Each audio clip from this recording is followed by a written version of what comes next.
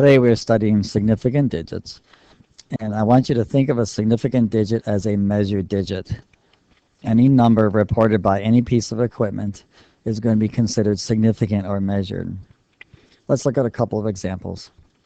We have a feather on an electronic balance, and this electronic balance can measure out 4 decimal places past the decimal point. And really, the goal of significant digits is to indicate the precision of your instrument. How good is the instrument? We need to discern what digits in this measurement are actually measured. Any non-zero number that appears in a measurement will assume to be a measured digit. The 2 and the 3 here automatically are. But what about zeros? Zeros have 2 purposes. 1, they could be placeholders, or 2, they can indicate precision of a measurement. Let's take a look here. Our first 2 zeros here, 0.0, are there to hold the place for this very light feather. There's nothing heavy enough about the feather to make these non-zeros.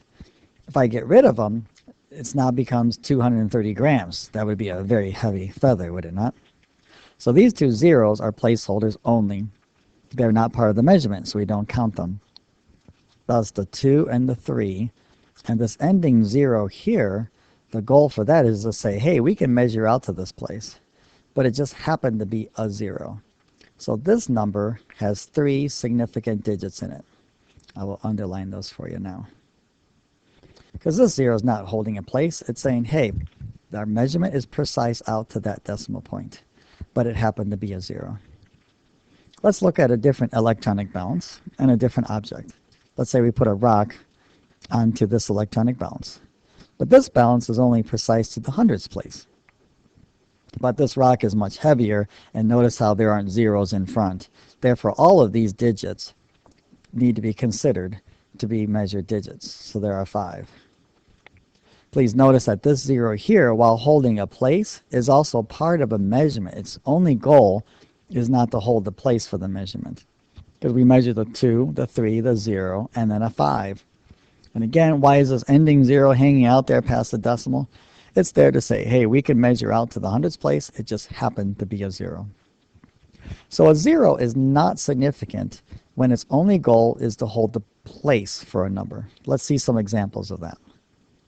The number 3,400. These zeros are not indicating part of the measurement. They're just holding the place. The 3 and the 4 are the only significant digits here. If I remove the 2 zeros here, this number becomes 34. They're not sandwiched between anybody. Look at these over here. 0.0093. Again, the zeros in front here are all placeholders. There's nothing to turn those to become non-zeros. Therefore, only 2 significant digits here. So this one has 2, and this one has 2. So when are placeholder zeros also significant? When they're sandwiched between 2 other numbers. The number 2003. Yes, these 2 hold the place. That is true. But you have to measure the 2 and go through these zeros to get to the 3. All 4 of these digits are significant, because these zeros are between 2 other numbers that are significant. Now what about rounding rules? Again, we do significant digits in order to indicate the precision of your measurement. There are 2 different rules. In addition and subtraction, you will round to the least number of decimal points when you're done. Let's do the first one. 1009.40 plus 80.1. Our answer comes out to be 1089.50. That is our unrounded answer. Now I look at my measurements. This one's out to the hundredths place. This one's only out to the tenths. So I'm going to round to the least decimal places. So I'm going to round to the tenths. So I look at this number here. It's a 5. I will then look next door to it. I see a 0. 0 is less than 5, so we won't round this 5 up. We will keep it. Our final rounded answer would be 1089.5. And that's how you do addition and subtraction rules. Now in multiplication and division, when you do this, the decimal point moves all over the place, so we can't simply use decimal point rules. We will round to the least number of total significant digits.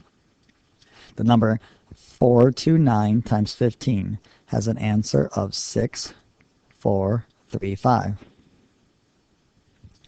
Now I go back to my to my numbers and look how many significant digits there are. 429, all three of those are significant. Remembering that they always are significant if they are non-zeros. Then I have 15. There's only two significant digits there. I will then go to my number. Here's my first significant digit. Here's my second. I'm going to keep out to the second. I look next door. I see that that's a 3, less than 5. I will keep that a 4. So I have 6, 4. Now these will become placeholders. Placeholder zeros are not significant. So we don't just lose the 3 or the 5. They become zeros as we round our number. And that is significant digit rules and rounding rules.